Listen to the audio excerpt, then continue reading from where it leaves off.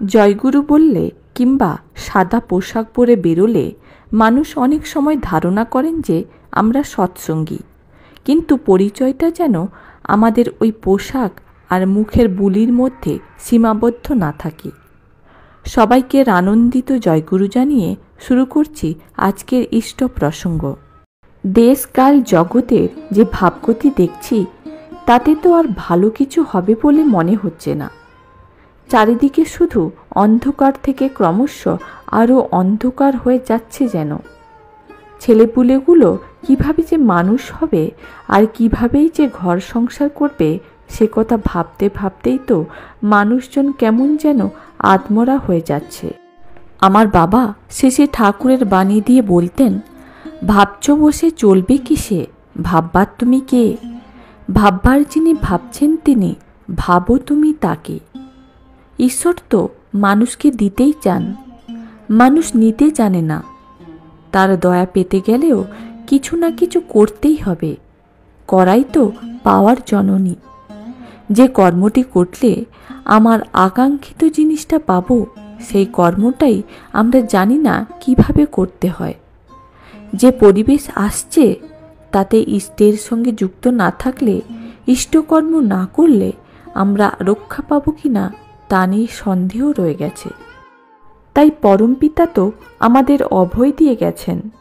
পরমপিতা কার কি জানেন? সবই জানেন। আর বিনায়িত বৈধি চলনের ভিতর দিয়ে সবাই তা পেয়েও থাকে। তাই অন্বেষণ করো তাকেই। আর তাই শেষে আচার্যদেব আমাদের বাঁচানোর জন্য এক অনন্য পরিকল্পনা এনেছেন এই পৃথিবীর মাঝে। সেটি হলো দীক্ষাপত্র সমীক্ষা।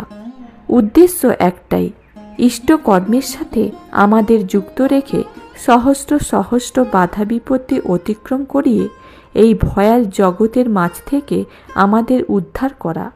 ফলকথা, ইষ্টকর্মের সাথে যুক্ত না থাকলে আমাদের এই ভয়ঙ্কর পৃথিবীর মাঝে বেঁচে থাকাই মুশকিল হবে।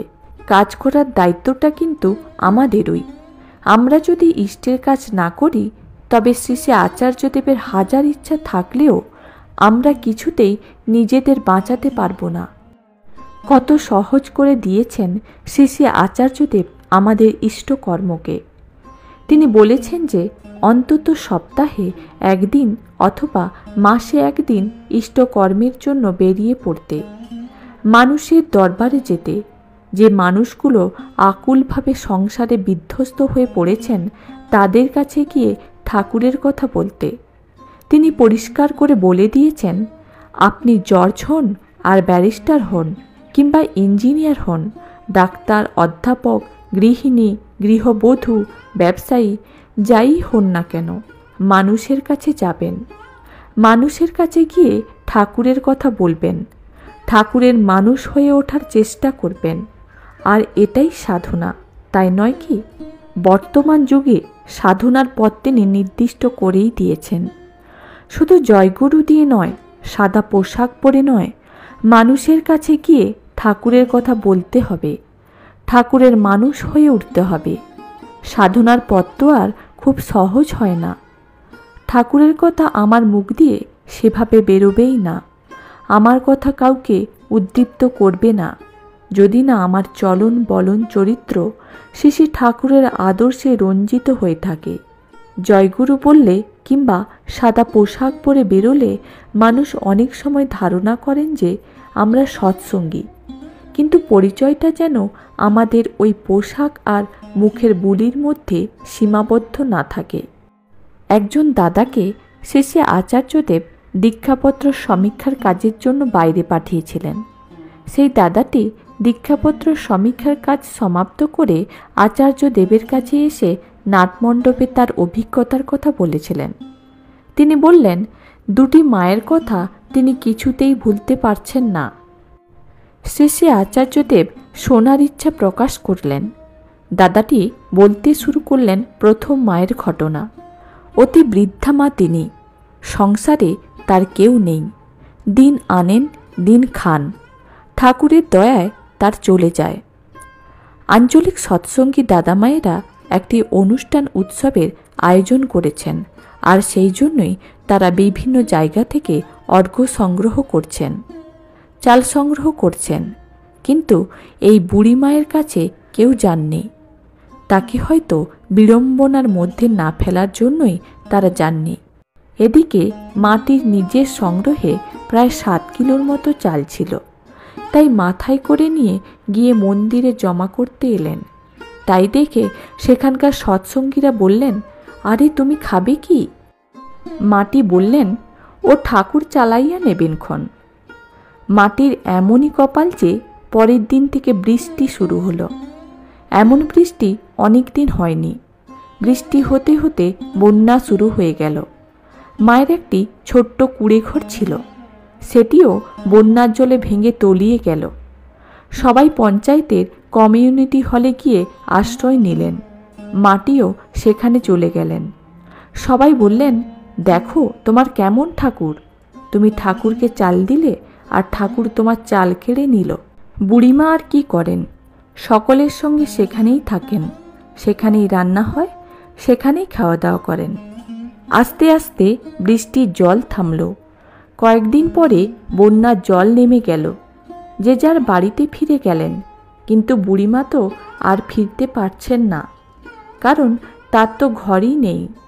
তিনি ওই কমিউনিটি হলে একাই থাকেন। তার জন্য পঞ্চায়েতের কর্মীরা রান্নাবান্না করে দেন, কিন্তু তারা তো তাকে কিছু বলতে পারেন না। বুড়িমায়ের তো ঘরই ভেঙে গেছে, যাবে কোথায়? কিছুদিন পরে পঞ্চায়েতের সদস্যরা ঠিক করলেন বুড়িমায়ের জন্য একটি ছোট্ট পাকা ঘর তৈরি করে দেওয়া হবে পঞ্চায়েতের ফান্ড থেকে। সেই মতো তারা বুড়ি মায়ের জন্য একটি পাকা ঘর করে দিলেন। তার সাথে একটা ছোট্ট বাথরুমও হলো। বুড়িমা তার নতুন বাড়িতে চলে গেলেন। এরপরে বুড়িমাকে আর পায় কে? এবার মাটি সবার ঘরে গিয়ে গিয়ে বলতে লাগলেন, দেখো আমার কেমন ঠাকুর। আমার কাঁচা ঘর ছিল, ঠাকুর আমাকে পাকা ঘর করে দিয়েছেন, পাকা ঘর করে দিয়েছেন। আরেকদিন দাদাটি দীক্ষাপত্র সমীক্ষার কাজ করতে করতে দেখলেন এক বয়স্কা মা নীরবে অঝরে কাঁদছেন আপন মনে। দাদাটি ধীরে ধীরে মায়ের পাশে এসে বসে জিজ্ঞাসা করলেন, মা আপনি কাঁদছেন কেন? কি হয়েছে মা? কিসের কষ্ট মা আপনার? মাটি আস্তে আস্তে ভেজা চোখে বলতে লাগলেন, বাবা এ আমার কষ্টের কান্না নয়, এ আমার আনন্দের কান্না। দয়ালের কথা ভাবতে ভাবতে আমি চোখের জল ধরে রাখতে পারছি না বাবা। ভাবছি তার কত দয়া, কত দয়া বাবা, তার দয়ার তো শেষ নেই।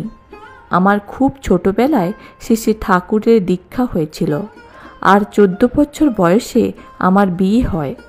শ্বশুরবাড়ির লোকেরা তো ঠাকুরকে মানত না, আমাকে খুব অত্যাচার করেছে, কিন্তু তাও আমি ইষ্টভীতি ছাড়িনি বাবা। ঠাকুরের ছবি রাখতে দেয়নি। আমার ঋত্বিক দেবতা আমাকে বলেছিলেন যে সব দেবদেবীর মধ্যে নিজের ঠাকুরকে খুঁজে পাওয়ার চেষ্টা করবে। আমি তাই ঠাকুরের ছবি রাখতে পারিনি, কিন্তু ওই শ্বশুরবাড়ির ঠাকুর ঘরের দেবদেবীর মধ্যেই আমি আমার ঠাকুরকে খুঁজতাম। অনেক অত্যাচার সহ্য করেছি বাবা, কিন্তু ইষ্টভৃতি ছাড়িনি। আশেপাশের বাড়িগুলোতেও কারোর দীক্ষা ছিল না যে সেখানে গিয়ে ঠাকুরকে একটু প্রণাম করে আসব। আমার ছেলে মেয়ে হলো। তারপর একবার আমার কর্তা শহরে কাজ করতে গিয়ে গুরুতর অসুস্থ হয়ে পড়ল। একজন ডাক্তারের বাড়িতে থেকে চিকিৎসা করে সুস্থ হয়ে বেশ কিছুদিন পরে বাড়ি ফিরল।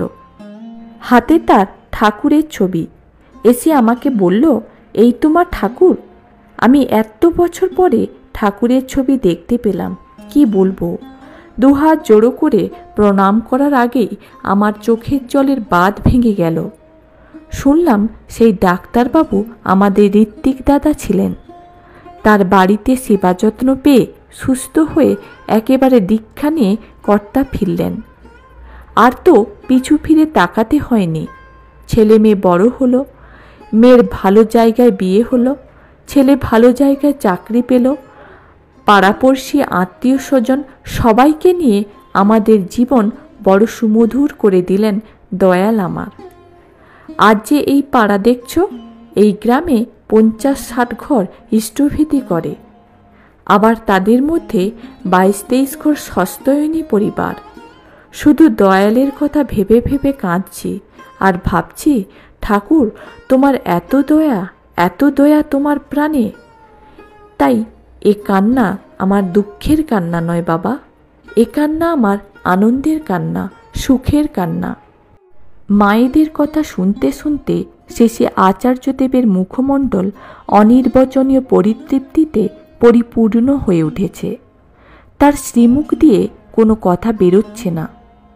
মনে হলো আমি কেন পারি না তাকে এমনভাবে খুশি করতে। কবে এমনভাবে তাকে খুশি করতে পারবো? কবে তাকে এমনভাবে পরিতৃপ্ত করতে পারবো? আফসোস হলো, কেন দীক্ষাপত্র সমীক্ষাকেই জীবনের একমাত্র উদ্দেশ্য করে নিইনি এখনো। তাই ঠাকুর আলোচনা প্রসঙ্গের এক জায়গায় বললেন, মানুষের সম্পদ মানুষ, মাটিও নয়, টাকাও নয়। এই মানুষ অর্জন করে যে তাকে যোগ্য করে তুলতে পারে, সে সব পারে।